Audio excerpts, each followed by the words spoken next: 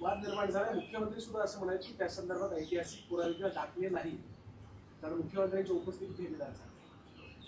महाराष्ट्राचे मुख्यमंत्री, सरसंघचालक या दोन प्रमुख मान्यवर व्यक्ती ज्यांना इतिहासाचं भान असायला पाहिजे महाराष्ट्राच्या, खास करून छत्रपती शिवाजी महाराज, त्यांच्या उपस्थितीत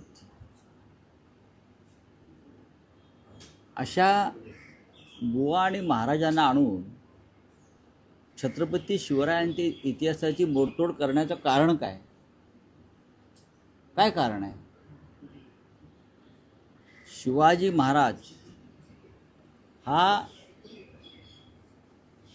इतिहासातल्या आपल्या ऊर्जेचा अखंड प्रवाह होता. अखंड प्रवाह ऊर्जेचा, उत्साहाचा, शौर्याचा. ते कधी थकले नाहीत, ते कधी झुकले नाहीत, लक्षात घ्या.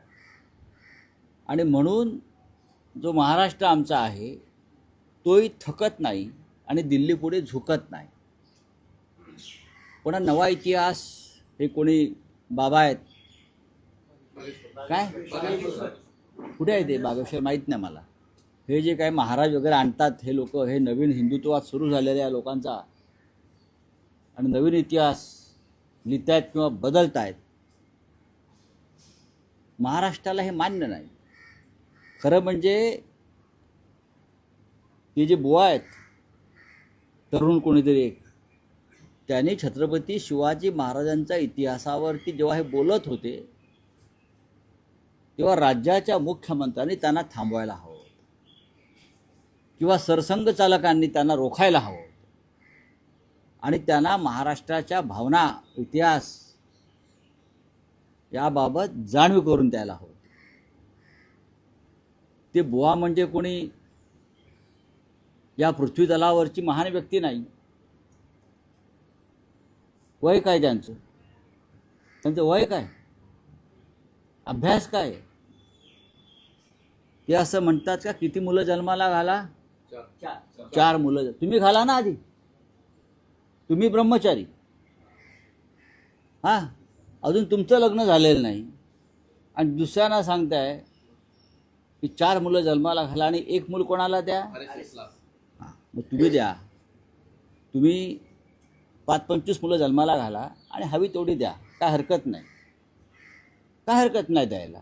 स्वतःपासून हे जे संत बुवा महाराज आहेत त्यांनी ही सुरुवात स्वतःपासून करायला हवी. हे हिंदुत्व नाही. परत सांगतो, भाजपा किंवा संघ ज्या हिंदुत्वाचा सध्या या माध्यमातून पुरस्कार करते किंवा खरात बाबासारखे लोक, हे त्यांचे प्रचारक आहेत. हे हिंदुत्व अजिबात नाही आहे. एका बाजूला तुम्ही लोकसंख्या नियंत्रणासाठी सरकार मंत्रालय स्थापन करते आणि कोट्यवधी रुपये खर्च करताय लोकसंख्या नियंत्रणासाठी, आणि दुसऱ्या बाजूला अशा माध्यमातून तुम्ही लोकसंख्या वाढवण्याचा प्रचार करताय. हे बाबा असं का नाही बोलले की 1 मूल प्रत्येकानं आपलं भारतीय सैन्यात दाखल व्हायला पाहिजे? असं का नाही बोलले? आम्ही त्याचं स्वागत केलं असतं. 1 मूल बलिदानासाठी, भारतीय राष्ट्रसेवेसाठी दिलं असतं. हे त्यांना का सुचत नाही? नाही सुचत त्यांना. हे दुर्दैवानं महाराष्ट्रात येऊन छत्रपती शिवाजी महाराजांची अशा प्रकारे त्यांची इतिहासाची मोडतोड करणं, हे जे दुसरा कोणी केलं असतं ते एवढ्याला भारतीय जनता पक्षानं शिवरायांचा अपमान झाला हो असं बोंबलत रस्त्यावरती उतरले असतं. उतरा ना. शिवाजी महाराजांविषयी अशा प्रकारचं विधान करणं, शिवाजी महाराज थकलेले कोणी पाहिले का? झुकलेले कोणी पाहिले का? त्यांच्या लढायांनी औरंगजेबाला थकवलं. त्यांच्या पुढल्या पिढीनं औरंगजेबाला थकवलं. या शिवाजी महाराजांनी न थकता अफजलखानाचा कोथळा काढला, शाहिस्तेखानाची बोटं तोडली, पळून लावलं, आणि तुम्ही त्यांना थकलेला माणूस म्हणता? कुठून तुम्हाला हे सुचतं? काय पिता काय तुम्ही? बोला. एका बाजूला बागेश्वर धाम यांचं हे विधान आहे, दुसऱ्या बाजूला संजय गायकवाड यांच्याकडनं सुद्धा कुठेतरी अप्रत्यक्षपणे शिवाजी महाराजांच्या संदर्भात विधान आहे. नाही बघा की जाणीवपूर्वक आहे. 40 वर्षापूर्वीचं पुस्तक आहे. अचानक आता 40 वर्षापूर्वीचं पुस्तक आहे. हे जाणीवपूर्वक गोविंदराव पानसरे यांचं 40 वर्षापूर्वीचं पुस्तक आहे. त्या पुस्तकामध्ये कुठेही छत्रपतींची बदनामी नाही. हे सगळं जाणीवपूर्वक केलं जातंय की नक्कीच महाराष्ट्रात आणि राज्याचे मुख्यमंत्री व्यासपीठावर असताना, सरसंघचालक व्यासपीठावर असताना, केंद्रीय मंत्री व्यासपीठावर असताना यांच्या इतिहासाविषयी महाराष्ट्राच्या संवेदना मेलेल्या आहेत. त्यांना शिवाजी महाराजांविषयी अजिबात प्रेम नाही. 10 वर्षापूर्वी नरेंद्र मोदींनी होर्डिंग लावले होते ना शिवाजी महाराजांबरोबर आपले स्वतःचे, काय शिवाजी महाराजांचा आशीर्वाद कसा आहे मला वगैरे. मग ते थकले का आता? थकले कोण? मोदी थकले? कोण थकले? का भाजपा थकली? पण सर आपण जर बघतो वारंवार अशी विधान होतात या पुढे देखील मूर्ख आहेत. जैन मुनी यांनी देखील बघा, हे मूर्ख आहेत आणि ह्यांना डोक्यावर बसून ठेवलेलं आहे. हे महाराष्ट्राचे शत्रू आहेत. हे बागेश्वर ही भारतीय जनता पक्षाची खुळं आहेत. भारतीय जनता पक्षाचे प्रचारक आहेत हे सगळे. त्याच्यासाठी भारतीय जनता पक्षाचे फार मोठं आर्थिक बजेट आहे आणि त्यांनी त्या माध्यमातून छत्रपती शिवाजी महाराजांचं शौर्य, त्यांची भूमिका, त्यांचा विचार स्वराज्याचा हा तोकडा करण्याचा प्रयत्न सुरू आहे. कारण शिवाजी महाराज जर असते आत्ता तर अशा विचारांच्या लोकांचा त्यांनी कडेलोट केला असता. हो, असे लोक निर्माणच झाले नसते आज जे आहेत राज्यकर्ते. हो गया. सर आपण जर बघतो रोहित पवार यांनी ठीक आहे, चला. संजय जाधव संदर्भात देखील चर्चा होती. काय? ज्या प्रकारे आपचं ऑपरेशन लोटस ज्या प्रकारे झालं तसं पुन्हा एकदा ऑपरेशन लोटसची ठाकरेंच्या जरती चर्चा चालू आहे. काल परभणीची बैठक होती पण संजय जाधव तुमच्या माहितीसाठी सांगतो, आपचं काय ऑपरेशन लुटस बिटस काय झालेलं नाही आहे. असे भगवडे प्रत्येक पक्षामध्ये असतात, राजकारणामध्ये असतात. आता आमच्याकडून 40 भगवडे गेले मेंदीच्या नेतृत्वाखाली. ते पळपुटेच आहेत ना. शिवाजी महाराजांच्या राज्यात राहता आणि दिल्ली पुढे गुडघे टेकून पळून जाता, त्यांना काय म्हणणार तुम्ही? असे प्रत्येक पक्षात लोक असतात. हे राघव चड्डाचं नाव तुम्ही घेताय किंवा त्यांच्याबरोबरचे अन्य लोक आहेत, त्यांच्यावरती ईडीच्या धाडी पडल्या, ते घाबरले, ते पळून गेले. ही गोष्ट एवढ्यापुरतीच मर्यादित आहे. महाराष्ट्रातही तेच झालेलं आहे. अजित पवारांवरती धाडी पडल्या, ते 35-40 आमदार घेऊन निघून गेले. एकनाथ शिंदेवर धाडी पडल्या त्यांच्या लोकांवर, ते पळून गेले. हे का शौर्य आहे का? ही का कर्तबगारी आहे का? नाही. भाजपला वारंवार काय गरज पडते या सगळ्या? बघा, ऑपरेशन लोटसपेक्षाही हे ऑपरेशन डरपोक आहे. डरपोक लोक आहेत, कमजोर मनाचे लोक आहेत.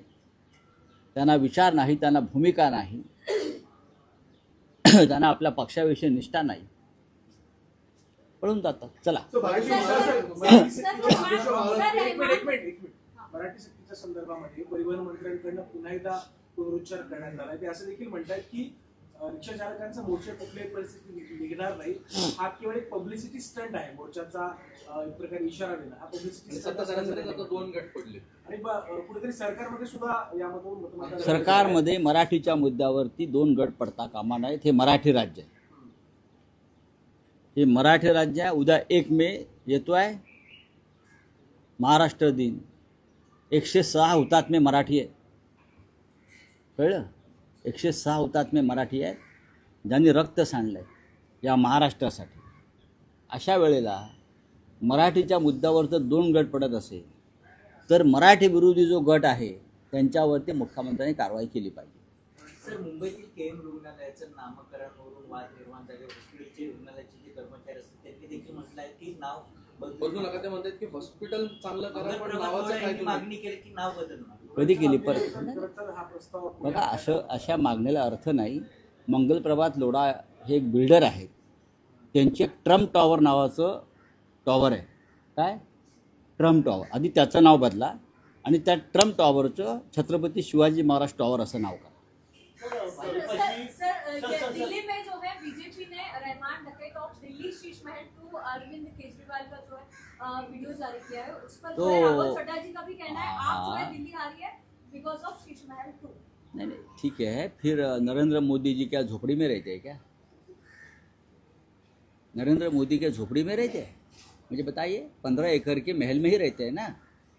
आपने इंदिरा गांधी का घर कभी देखा है? प्राइम मिनिस्टर जब रहती थी वन सफदरजंग रोड पर प्राइम मिनिस्टर का जो घर था, आप जाकर देखिए, फिर आपको पता चलेगा कि हमारे प्रधानमंत्री पहले वाले इतने सादगी से रहते थे। आप जाइए, लाल बहादुर शास्त्री जी का घर है जनपद के बाजू में, आप जाकर देखिए, जाइए देखिए। शीश महल की बात में मैं बात नहीं करूंगा, लेकिन अगर कोई बोलता है और इसलिए अगर किसी ने पार्टी छोड़ी है तो आप प्रधानमंत्री मोदी जी का जो स्पेशल फ्लाइट है 5 स्टार, वो भी जाकर देख लीजिए, उनके कपड़े को भी हाथ लगाइए, उनके पेन को भी देखिए, उनके घड़ी को देखिए। चलिए, थैंक यू। सर बागेश्वर बाबा ने जिस प्रकार से छत्रपति शिवाजी महाराज का अपमान किया है, उसे लेकर जो है अपोजिशन लगातार गौर कर रहे हैं। अपोजिशन क्या, मैं महाराष्ट्र की बात करता हूँ। जो सत्ता में बैठे हैं उनको भी दुख होना चाहिए कि एक बाबा महाराष्ट्र में आता है, उसके मंच पर राज्य के मुख्यमंत्री है, सरसंघ चालक है, आरएसएस प्रमुख है, नेतागण है, और वो जाकर शिवाजी महाराज का इतिहास मंच से बदल रहा है। मुख्यमंत्री को गुस्सा क्यों नहीं आ गया? आरएसएस प्रमुख को गुस्सा क्यों नहीं आ गया? इतिहास बदलने वाला ये बाबा जो है, ऐसे बाबा ढोंगी बाबा होते हैं। पहले पढ़ाई करो, इतिहास पढ़ो महाराष्ट्र का, शिवाजी महाराज का। शिवाजी महाराज थे, इसलिए आप लोग आज भी हिंदू बनकर जी रहे हो। मैं ये बाबा को कहना चाहता हूँ, बागेश्वर वाले। चलिए। सर